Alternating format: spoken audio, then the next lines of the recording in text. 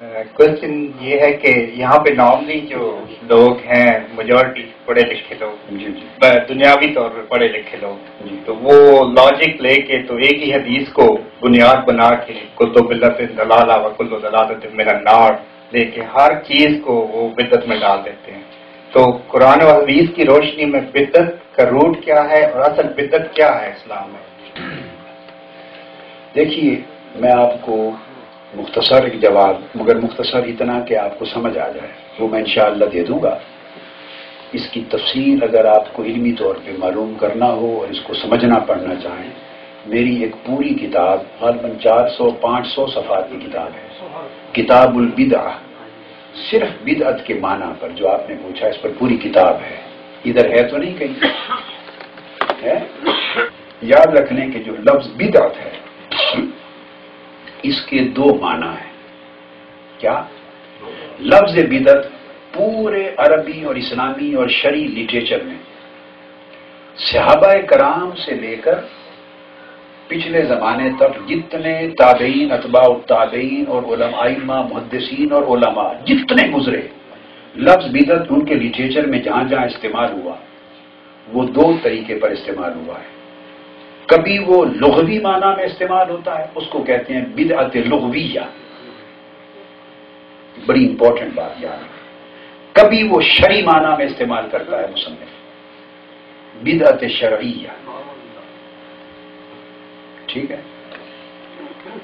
اکثر و بیشتر جہاں کئی چیزوں کا تذکرہ کرتے ہوئے لکھ دیتے ہیں نا کہ یہ بدعت ہے، تو آپ اس کو پڑھیں گے، اس میں لفظ بدعت انہوں نے بدعت لغویہ کے طور پہ لکھا ہے.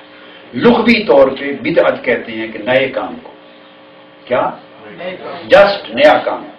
وہ اچھا بھی ہو سکتا ہے، وہ برا بھی ہو سکتا ہے. تو بدعت لغوی کے اندر کوئی خرابی نہیں ہے. جس عمل اور جس کام کے لیے بدعت کا لفظ لغوی معنی میں استعمال ہوا ہو، اس کا مطلب یہ کہ اس کے اندر کسی خرابی کی نشاندہی نہیں ہے. وہ صرف نشاندہی کر رہے ہیں کہ یہ کام اس دور میں شروع ہوا، یہ ایک نیا کام ہے. وہ کام اچھا ہے یا برا ہے، اس کا تعین اس کام کی نوعیت سے کیا جائے گا. اگر وہ قرآن اور حدیث کے ساتھ اور اصول شرع کے ساتھ اس کی مطابقت ہے تو وہ اچھا ہوگا، وہ بدعت حسنہ بن جائے. ٹھیک ہے؟ اگر قرآن و سنت کے ساتھ اس کی مطابقت نہیں، مخالفت ہے، کیا؟ تو وہ بدعت سیئہ بن جائے.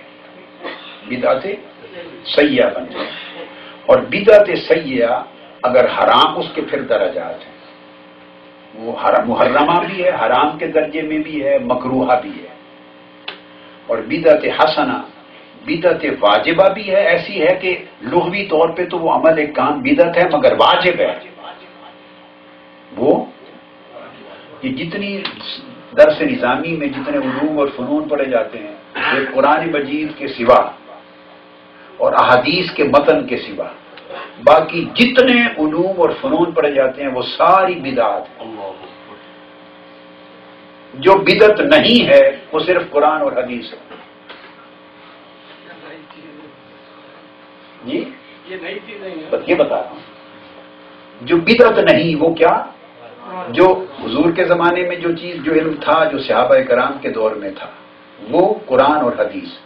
اس کے بعد جو علوم بنے، خواہ وہ اصول تفسیر ہے، خواہ وہ اصول الحدیث ہے، علم الجرح والتعدیل، اسماء الرجال، حدیث کی تقسیم. وہ کہتے ہیں نا یہ حدیث صحیح دکھاؤ، انہوں نے کہا حدیث صحیح کا لفظ حضور نے کہاں استعمال کیا، صحابہ نے کہاں استعمال کیا، تابعین. یہ حدیث صحیح ہے، یہ ضعیف ہے، یہ موضوع ہے. یہ تقسیم بھی بدعت ہے لغوی اعتبار سے. یہ حکم شریعت کا یہ عام ہے، یہ خاص ہے، یہ مطلق ہے، یہ مقید ہے، یہ سارے احکام، یہ سب بدعت ہے. یہ اصول تفسیر ہے. ناسخ و منسوخ کی بحثیں، اس کی تعریفات ہیں، اس کے غرائب کی، اس کے احکام ہیں، ساری اس کی تفصیلات ہیں، اس کے شان نزول کی تفصیلات ہیں، اس کی تعریف ہے، نسخ کی تعریف ہے. یہ سب بدعات ہیں.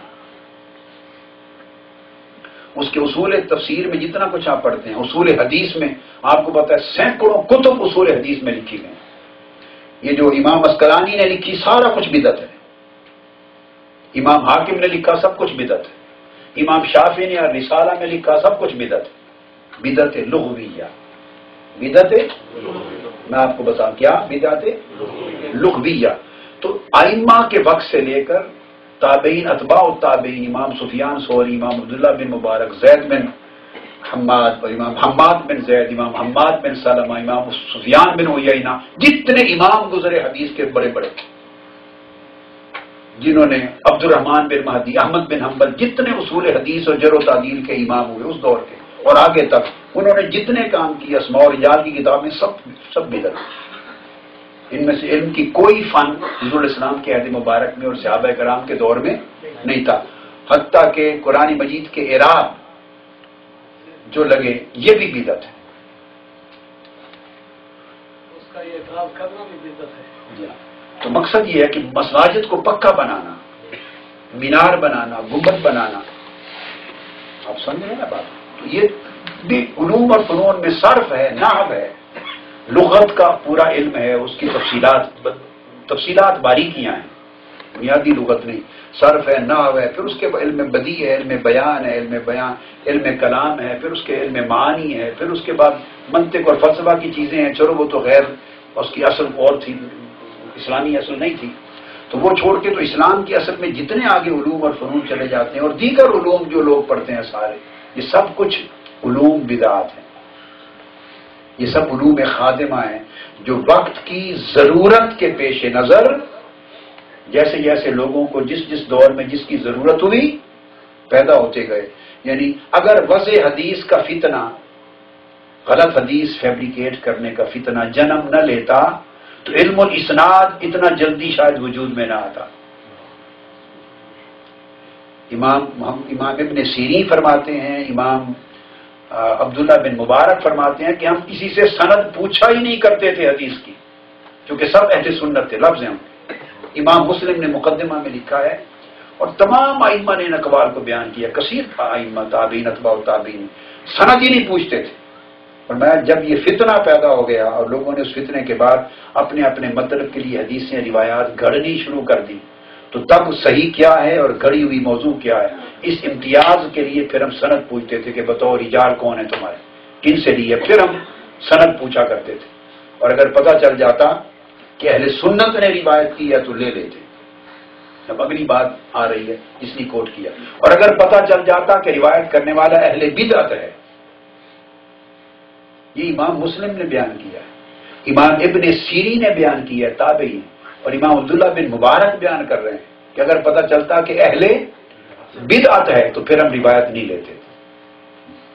اب پتہ چلا کہ یہ جو بدعت ہے، جو الزام آپ پر دیتے ہیں، اس وقت آپ تو نہیں تھے، نہ اعلیٰ حضرت پیدا ہوئے تھے، نہ میں پیدا ہوا تھا، نہ آپ پیدا ہوئے تھے، نہ ہندوستان کے علماء تھے، میلاد والے، عرس والے اور عقیدت والے، یہ لوگ تو نہیں تھے. وہ جو اہل بدعت کس کو کہہ رہے ہیں؟ جس کو امام محمد بن سیرین نے کہا اہل بدعت، اور امام عبداللہ بن مبارک نے کہا، اور ان کی روایتوں کو امام مسلم نے مقدمہ میں روایت کیا کہ اہل بدعت کی روایت نہیں لیتے تھے. تو اہل بدعت کون تھے؟ تو پتہ چلا کہ جو انہوں نے اطلاق کرنا شروع کر رکھا نا کہ یہ بدعتی ہے، بدعت ہے، یہ سارا جھوٹ ہے. بدعت ایک ایسا فتنہ ہے کہ بدعت جو ہے وہ تو اس وقت سے چلا آ رہا ہے. اور وہ کون تھے؟ سب سے پہلے بدعتی حضور علامہ ابن تیمیہ نے لکھا ہے. کیا؟ اب یہ تو ان کے علماء اکابر میں ہے نا. سب سے پہلا بدعتی گروہ اہل بدعت خوارج ہیں. خوارج وہ جو حضور کے گستاخ تھے. تو گویا سب سے پہلی بدعت تاریخ اسلام میں حضور علیہ السلام کی گستاخی ہے. سب سے پہلی بدعت آقا علیہ السلام کی گستاخی سب سے پہلی بدعت ہے، خوارج. پھر اس کے بعد جتنے بعد عقیدہ لوگ، پھر روافض آئے، رافضی خالی جو شیعہ ہوتے ہیں، روافض آئے، پھر مرجئہ ہیں، پھر معتزلہ ہیں، پھر آگے کئی فرقے مٹ گئے اپنے پرانے اس وقت میں تھے. تو الغرض یہ ان گروہوں کو جنہوں نے اللہ رب العزت کی ذات و صفات اور دین کے بنیادی عقائد کے بارے میں تشریحات الگ کی تھی، اس کو وہ بدعت کہا کرتے تھے. تو سمجھانا یہ مقصود تھا کہ لغوی معنی میں یہ تمام چیزیں بدعت میں آ گئی. اگر یہ قرآن اور حدیث کے ساتھ ان کا ٹکراؤ نہ ہو، یہ قرآن کی کوئی اصل اور کوئی روٹ ان کی تائید کرے، قرآن کی کوئی اصل ان کی تائید کر دے، تو یہ اونچے درجے میں چلی جائے گی. اگر کوئی اصل نہ تائید کرے نہ مخالفت کرے، رد بھی نہ کرے اور تائید بھی نہ کرے، تو مباحہ میں چلی جائے گی، یہ مصلحت کے تحت آ جائے گی۔ اگر قرآن و سنت کی مخالفت میں ہو تو پھر سیئہ میں چلی جائے گی۔ جب یہ سیئہ میں بری بدعت کی کیٹیگری میں چلی جائے تو وہاں جا کے بدعت شرعیہ ہو جاتی ہے۔